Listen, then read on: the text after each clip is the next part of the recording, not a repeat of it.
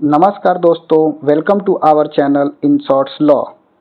केजरीवाल ने high court में रिक्वेजल application file करते हुए कहा है उनका जो केस जिस बेंच को गया है वे जज इस केस में बायस्ड हो सकती है, इसलिए वो अपना नाम इस केस से वापस ले लें और इस केस को ना सुने। पूरा मामला क्या है, ऐसा केजरीवाल ने क्यों कहा और रिक्वेजल एप्लीकेशन क्या होता है, ये कब फाइल करते हैं, सब कुछ इस वीडियो में हम सिंपल लैंग्वेज में आपको बताते हैं। वीडियो शुरू करने से पहले आपसे रिक्वेस्ट है, अगर आप इस चैनल को सब्सक्राइब नहीं करा है तो आप सब्सक्राइब कर लें और बेल आइकन को दबाना ना भूलें। तो चलिए वीडियो को शुरू करते हैं। दिल्ली लीकर पॉलिसी केस में अरविंद केजरीवाल और उनके कुछ साथियों को ट्रायल कोर्ट ने 27/2/2026 को डिस्चार्ज कर दिया। ट्रायल कोर्ट ने कहा कि इसमें कोई भी प्राइमा फेसी एविडेंस नहीं है जिससे ये प्रूफ हो सके कि अरविंद केजरीवाल, मनीष सिसोदिया और उनके कुछ साथी इस करप्शन में हैं। ये प्रूफ नहीं होता है, इसलिए ट्रायल कोर्ट ने उनको डिस्चार्ज कर दिया। इसी ऑर्डर को सीबीआई ने हाई कोर्ट में चैलेंज करती है। हाई कोर्ट में चैलेंज के बाद case justice Swarnkanta Sharma bench के पास जाती है और उसका हेयरिंग 6 अप्रैल 2026 को था। उस दिन केजरीवाल अपना केस खुद ही लेकर हाई कोर्ट पहुंचते हैं और हाई कोर्ट में रिक्वेजल एप्लीकेशन फाइल करते हैं। रिक्वेजल एप्लीकेशन क्या होता है? रिक्वेजल एप्लीकेशन एक लीगल प्रोसेस होता है कि किसी भी जज से रिक्वेस्ट की जाती है कि वे किसी पर्टिकुलर केस में हेयरिंग से पहले खुद को अलग कर लें। ये एप्लीकेशन तभी फाइल की जाती है जब किसी पार्टी को लगे कि इस केस में ये जो जज हैं ये इम्पार्शल या निष्पक्ष तरीके से जजमेंट अपना नहीं दे सकते हैं, या जज का कोई पर्सनल इंटरेस्ट या कन्फ्लिक्ट ऑफ इंटरेस्ट हो सकता है।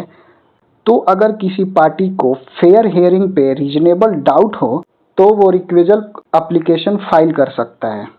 केजरीवाल रिक्वेजल एप्लीकेशन फाइल करते हुए कहते हैं कि जस्टिस शर्मा इस केस में बायस्ड लग रही हैं। जस्टिस शर्मा अखिल भारतीय अधिवक्ता परिषद (ABAP) के लीगल सेमिनार को अटेंड करा था। ये आरएसएस का लीगल विंग माना जाता है। इस केस में एक पॉलिटिकल पार्टी को ये ज़्यादा फेवर कर सकती हैं। ये नैरेटिव पूरा बिल्ड करा अरविंद केजरीवाल ने। इसके रिप्लाई में सीबीआई ने अपना एफिडेविट सबमिट किया और कहा ABAP एक नॉन पॉलिटिकल संस्था है और उसमें वो लीगल सेमिनार के लिए गई थी। अगर ऐसा मान ले जैसे अरविंद केजरीवाल ने कहा है, इस लॉजिक को मान लिया जाए, फिर तो आधी जुडिशरी को हर पॉलिटिकल केस से अलग होना पड़ेगा। और साथ ही साथ सीबीआई ने कहा ये जो केजरीवाल कर रहे हैं ये अदालत की प्रतिष्ठा पर हमला है। केवल सेमिनार में भाग लेने के आधार पर जज पर आरोप लगाना अदालत के अधिकार को कमजोर करने जैसा है और अदालत में कंटेम्प्ट ऑफ कोर्ट में आ सकता है। केजरीवाल का एलिगेशन था जज ने एक्स पार्ट स्टे किया ट्रायल कोर्ट के ऑब्जर्वेशन पर, जिससे केजरीवाल को लगता है कि जज का माइंडसेट ऑलरेडी बना हुआ है। इस पे सीबीआई ने जवाब देते हुए कहता है जब कोई ऑर्डर सुपीरियर कोर्ट में चैलेंज होता है तो उसके कॉन्सिक्वेंसेस को स्टे करना एक नॉर्मल लीगल प्रैक्टिस है। इसमें कुछ भी एबनॉर्मल या इलीगल नहीं है। केजरीवाल का अगला एलिगेशन ये था कि प्रोसीडिंग बहुत जल्दी हो रही, जिससे केस को रश किया जा रहा हो। सीबीआई ने जवाब देते हुए बताया कि एमपी और एमएलए जैसे पॉलिटिकल एक्सपोज्ड पर्सन के मामले में तेजी सुनवाई सुप्रीम कोर्ट के निर्देशों का पालन करना है। इसे पक्षपात नहीं कहा जा सकता। एग्जाम्पल के तौर पे लालू यादव का केस लिया और कहा जस्टिस शर्मा लालू यादव और उनके परिवार के मामले में 3 महीने में 27 सुनवाई कर चुकी है, जो दर्शाता है कि अदालत बिल्कुल निष्पक्ष रूप से मामलों को देख रही है। सीबीआई ने आगे और एग्जाम्पल के तौर पर बताया कि जस्टिस शर्मा ने एक्यूज के फेवर में भी जजमेंट पास किए हैं और एक्यूज के अगेंस्ट में भी जजमेंट पास किए हैं। एग्जाम्पल के तौर पे अरुण रामचंद्र पिल्लई को 3 बार इंटरिम बेल दी है। अगर जज बायस्ड होती तो ऐसा फेवरेबल जजमेंट वो पास ही नहीं करती।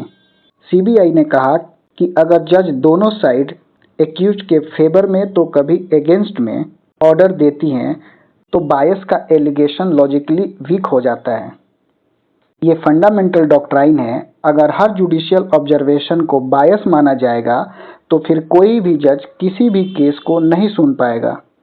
सीबीआई ने हाईलाइट करा core legal principle, forum shopping और बेंच हंटिंग, मतलब पार्टी अपने कन्वेनियंस के हिसाब से जज चूज करने की कोशिश करेंगे। अगर उन्हें लगा कि उनके फेवर में जजमेंट नहीं आ सकता तो वो रिक्वेजल फाइल करेंगे, यानी जज को खुद उस केस से रिमूव करने की डिमांड करेंगे। ये जुडिशरी सिस्टम के लिए बहुत ही बुरा हो सकता है। सीबीआई ने एक और चीज याद दिलाया केजरीवाल को। उन्होंने कहा कि कोई भी पार्टी ये डिसाइड नहीं करती कि उनका केस कौन से जज के पास जाना चाहिए।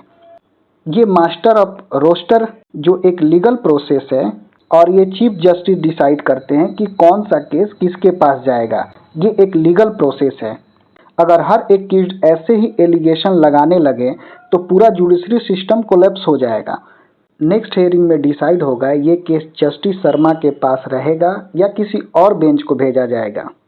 इस केस में केजरीवाल खुद कोर्ट में अपीयर हुए हैं और कहा है कि वे अपना रिक्यूजल एप्लीकेशन पर्सनली आर्ग्यू करेंगे। आपको क्या लगता है, जो केजरीवाल बोल रहे हैं कि जस्टिस शर्मा इस केस में बायस्ड हो सकती हैं, ये सही है या नहीं? आप अपना ओपिनियन कमेंट सेक्शन में दें। Thank you.